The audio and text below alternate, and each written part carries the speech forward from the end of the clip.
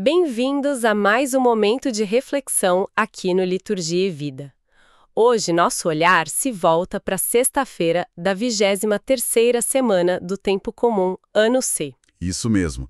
E as leituras de hoje, elas nos traçam um caminho bem interessante, né? Começa com a misericórdia, que acolhe. Que transforma. Exato, que transforma. Daí passa pela integridade, por viver de um jeito coerente com Deus, e termina na humildade para a gente poder guiar, ou, melhor, ajudar o irmão. É um convite para ajustar o foco do nosso olhar, né? Pela força da graça mesmo. Perfeito. Então vamos juntos mergulhar um pouco nessas passagens, tentando ver como elas tocam nossa vida. Vamos lá. A primeira carta a Timóteo já começa forte, com Paulo. Nossa, ele se abre de um jeito. É impactante. Muito. Ele diz: Cristo Jesus veio ao mundo para salvar os pecadores, e eu sou o primeiro deles. E ainda se descreve como blasfemo, perseguidor, insolente. Mas aí vem o ponto. Obtive misericórdia. E o interessante, assim, é que ele não esconde esse passado. Pelo contrário, ele usa isso como a maior prova, entende? A prova do poder da graça de Deus. É uma lógica bem diferente da nossa, né? Que valoriza tanto o mérito, o esforço. Totalmente. Ele não foi escolhido por ser perfeito, longe disso. Mas a misericórdia de Deus o alcançou ali onde ele estava e o refez. E se mostra que a força para o serviço, para a missão, vem desse dom, dessa graça, não das nossas qualidades. Mas fico pensando, a história de Paulo é muito intensa. Para nós no dia a dia, que talvez não nos vejamos nesses extremos de perseguidor, como essa misericórdia age? De um jeito talvez mais sutil? Ótima pergunta. Porque a graça não é só para grandes pecadores. Ela está ali na paciência que a gente recebe quando erra, ou na paciência que a gente consegue ter com o outro. Naquela força para recomeçar depois de uma falha, mesmo pequena. Exatamente. Na clareza que surge numa dúvida, talvez um jeito de perceber isso seja cultivar o que chamam de memória agradecida. Parar um instante e lembrar, puxa, naquele dia eu senti uma ajuda inesperada, ou fui perdoado por algo. Reconhecer esses pequenos momentos. Isso abre nossos olhos para a ação constante de Deus, né? E essa experiência de ser transformado pela graça, então, ela nos impulsiona a buscar uma vida mais íntegra? Coerente, exatamente.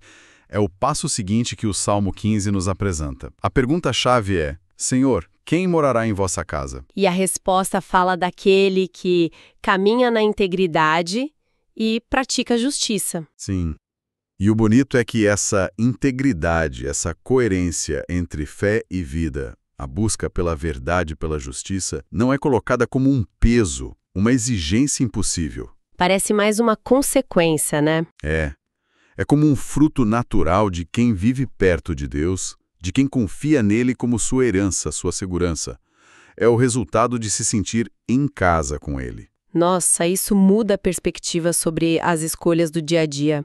Ser honesto no trabalho, ser leal nos relacionamentos. Sim, até na forma como a gente lida com quem pensa diferente. Tudo isso vira parte dessa casa do Senhor que é a nossa própria vida, quando iluminada por Ele. O desafio é manter essa linha quando tudo parece empurrar para o atalho, né? Sem dúvida. É um desafio constante. E talvez um exercício prático seja escolher uma área, sei lá, profissional, familiar, até nas redes sociais e pensar, ok, como posso ser um pouquinho mais íntegro aqui esta semana? E confiar que Deus é esse refúgio que nos dá força para isso. E essa jornada de misericórdia e integridade nos leva ao Evangelho de Lucas. E aí Jesus usa umas imagens bem diretas. Bem fortes, né? Sim. Pode um cego guiar outro cego? E aquela tira primeiro a trave do teu olho? É quase um choque. É um alerta necessário contra a hipocrisia, contra aquele julgamento rápido que a gente faz, às vezes sem nem perceber. A chave que Jesus dá é o autoconhecimento, a humildade. Reconhecer as nossas próprias traves. Isso, nossas falhas maiores, nossos pontos cegos. É a condição para poder, talvez, ajudar o outro a tirar o cisco dele, mas com clareza, com compaixão, sem aquela pose de superioridade, sabe? Né? Principalmente à distância na internet. O julgamento virou quase um hábito. Pois é uma tentação muito presente. Como a gente cultiva essa humildade de olhar para a própria trave primeiro, quando o ambiente muitas vezes incentiva ao contrário? É um exercício diário, eu diria. Talvez o primeiro passo seja esse mesmo, a pausa. Antes de criticar, antes de julgar, parar e se perguntar, com sinceridade. Peraí, onde é que eu tenho algo parecido com isso? Qual é a minha trave aqui? Pedir essa clareza sobre si mesmo. Sim, pedir a graça da humildade, da lucidez. Isso é pedir sabedoria para servir e não só para apontar o dedo. Olhando para as 3 leituras juntas, então parece que tem um fio que conecta tudo, né? Tem sim, muito claro, a experiência da misericórdia. Como a de Paulo, que nos alcança como somos. Desperta em nós o desejo por uma vida mais íntegra, mais conectada com Deus, como o Salmo canta. Exato. E essa busca pela integridade, por sua vez, nos torna mais humildes. Nos faz perceber nossas próprias limitações antes de querer consertar os outros, como Jesus ensina no Evangelho. Então, a mensagem profunda que fica é que a vida cristã não é sobre ser perfeito por conta própria. De jeito nenhum. É muito mais sobre reconhecer nossa fragilidade e assim nos abrir para essa graça que não para de nos transformar. É uma conversão contínua do olhar, do coração. Isso nos deixa pensando, né? Com certeza. Fica aquela pergunta para a gente levar. Como será que o reconhecimento sincero da trave no nosso olho pode mudar radicalmente o jeito como a gente vê e acolhe as fragilidades ou ciscos na vida das pessoas ao nosso redor, hoje mesmo? Que essa reflexão inspire a nossa semana.